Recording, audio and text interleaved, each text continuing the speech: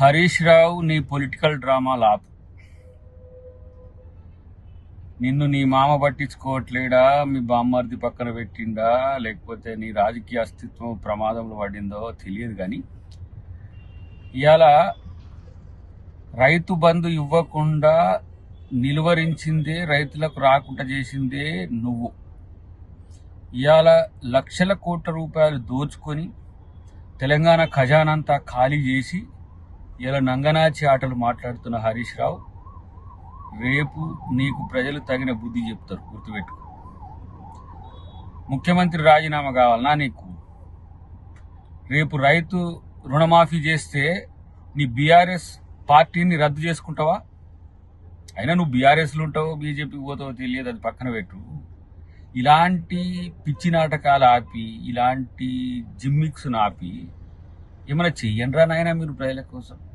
ఎట్లాగో మీ పార్టీని తీసుకుపోయి బీజేపీలో కలిపే రోజులు ఇవి. వాళ్లకు ఫేవర్ చేయడానికి చేస్తున్న ఒక రాజకీయ కుట్ర.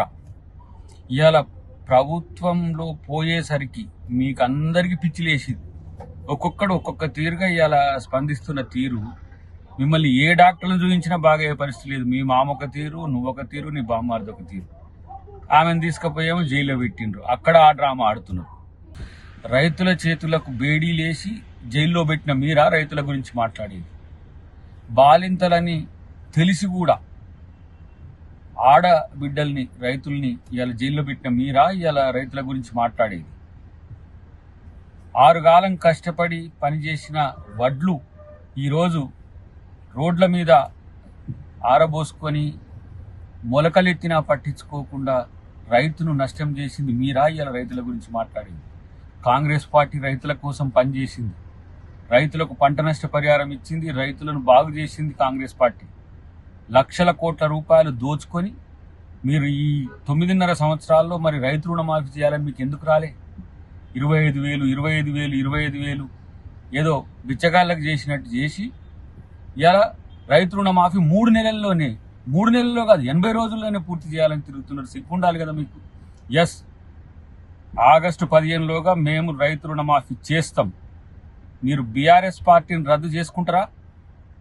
మీరు బీఆర్ఎస్ పార్టీని ఎట్లాగో రద్దు చేసుకుంటారు, పోయి బీజేపీనే కలిసే పార్టీ మీ పార్టీ. కానీ ఏ పరిస్థితుల్లో కూడా రైతును ఆదుకోగలిగింది ఒకే ఒక్క పార్టీ ఈ దేశంలో, కాంగ్రెస్ పార్టీ. కాబట్టి ఈ నక్క వేషాలు మానండి. మీరు ఎన్ని పిల్లిరు గంతలు వేసినా మిమ్మల్ని ప్రజలు పట్టించుకోరు.